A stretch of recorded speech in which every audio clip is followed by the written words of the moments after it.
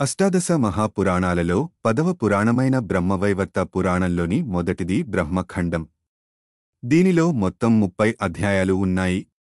ఈ ఖండంలో జగత్ సృష్టి మొత్తం శ్రీకృష్ణుని ద్వారా జరిగింది అని చెప్పబడింది మరియు ఈ ఖండంలో ఆయుర్వేద శాస్త్ర విషయాల గురించి కూడా చెప్పబడింది.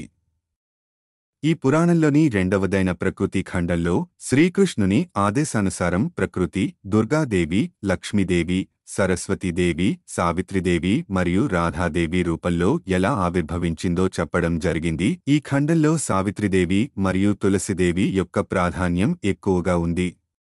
బ్రహ్మవైవర్త పురాణంలోని మూడవ ఖండం గణేశ ఖండం. ఈ ఖండంలో గణేశుడి జననం గురించి మరియు ఆయన లీలల గురించి చెప్పబడింది. అంతేకాక గణేశుడు కూడా శ్రీకృష్ణుని అంశ అని చెప్పబడింది.